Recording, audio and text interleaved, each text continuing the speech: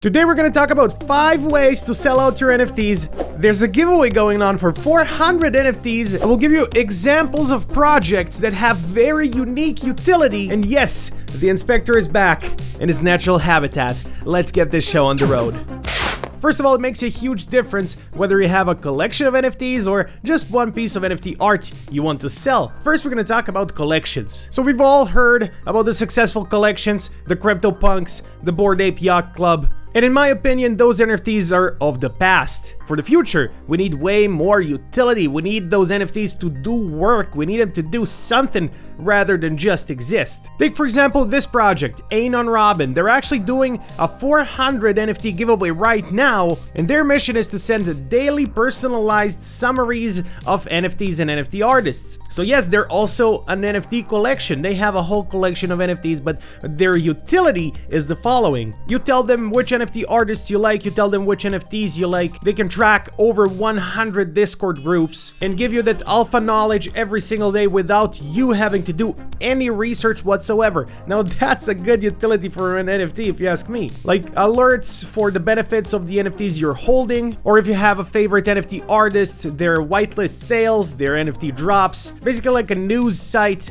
but for your own personalized NFT collections of artists and art, etc. So yes, it is not enough to just have a collection, and that brings me to talking point number 2, have at least some utility. So we've already seen one example of NFT utility, but let's figure out something else. Let's talk a little bit about the metaverse and metaverse lands. What can you do with the metaverse lands? What a lot of NFT projects do nowadays is they use the funds generated from the sale of the NFTs in order to buy metaverse land, and then they can do various kinds of things with that land. Let me give you 2 examples this time. There's a project called Cool Bees NFTs, and they're a community which owns land in the top 3 metaverses. This project is wholly owned by the NFT holders. So the people holding the NFTs have voting rights, and the voting is happening on chain. So on the blockchain, there's no fraud, no scams, no nothing that goes on the blockchain. So the community votes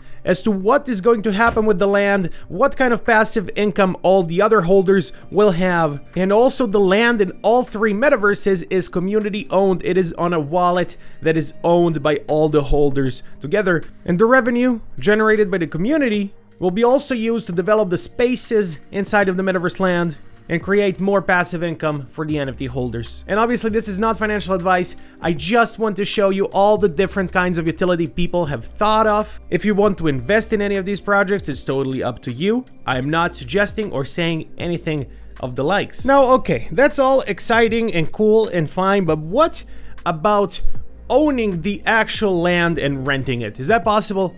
Well, yes, that's why I said I was going to talk about 2 projects for the metaverse land, and the second one is actually called Landlord NFT. Basically, they also have NFT collections which you buy, and then with those collections you own a piece of their land. The land is there for renting. So whenever someone wants to rent the land, they would obviously pay a fee for renting, just like renting land in real life, and then part of those fees goes to all the NFT holders out there. Now, who even rents this land? Well, there's a lot of play-to-earn projects right now, and the land is super expensive. If you want to do anything inside of the metaverse, it might be much easier to just rent out the land and then pay on a weekly basis rather than buying the land straight out without knowing if your idea is going to work out. So whether you're such a project that needs a land, this platform might also be useful to you, or if you just want to be an NFT holder and get passive income for owning land inside of the metaverse, this is one way to do it, because it's much cheaper to own a little piece of the land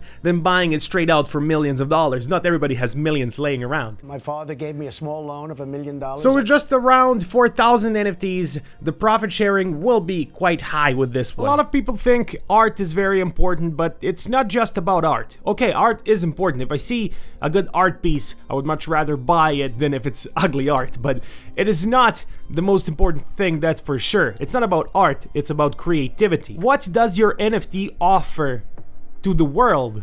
Is it just another JPEG collection that doesn't do anything? Or maybe do you want to build a whole university and disrupt the education system through the use of NFTs? Well, there's a project that does just that. It's called Meta University. They're also a collection of NFTs, and they are looking to disrupt the education system. In short, they want to combine VR and education through the metaverse, so you would put on your VR goggles, and whether you want to learn or you want to teach, there will be something for you.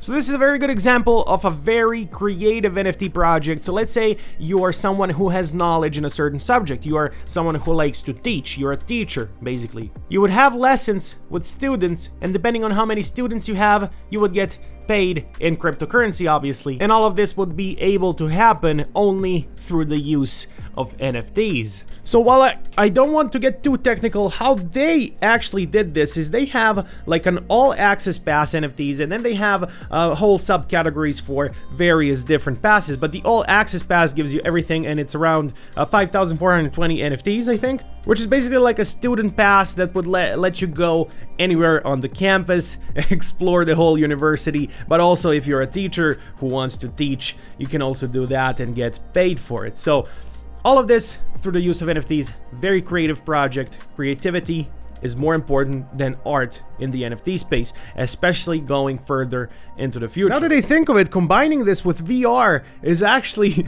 amazing, because in VR you can do literally anything. They can teach you anything from like woodworking to maybe even at some point driving a car. It's insane, the potential. Do you guys see the potential in this? The more I think about it, the more amazing it sounds, to be honest. Creating social media hype. And apart from creating social media hype, we've not even touched the play to earn NFTs.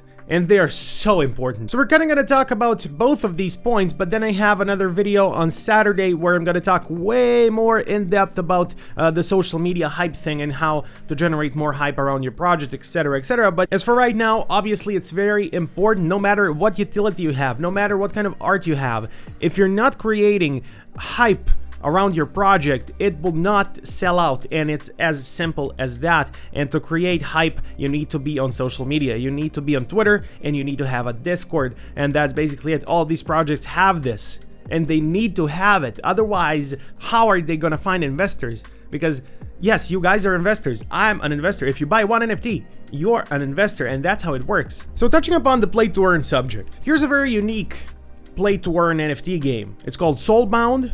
They are up and coming creative NFT projects, and they will have a collection of 100,000 NFTs. That's not something you hear every day. So why is that? Why so many? Well, first of all, their NFTs actually have a life cycle. It is a video game, but they have a life cycle of 36 months, and then they wither and die. So it's up to you how you're gonna use those NFTs with the time you have with them inside of the game. And yes, it'll be an MMORPG, so a metaverse game. So since they do have a life cycle, they're first teens and then adults, and then they can marry. But their mission is to cater to everyone regardless of your finances.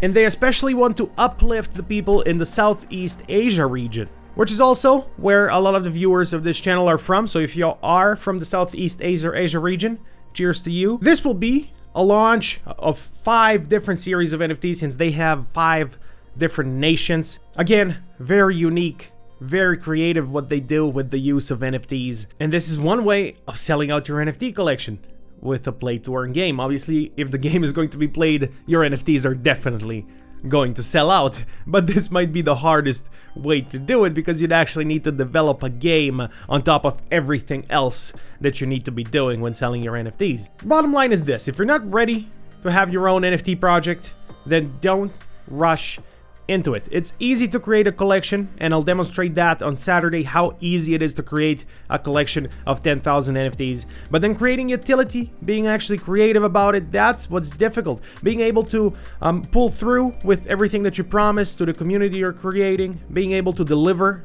on all your words, that's what separates the good projects from the ones that fail.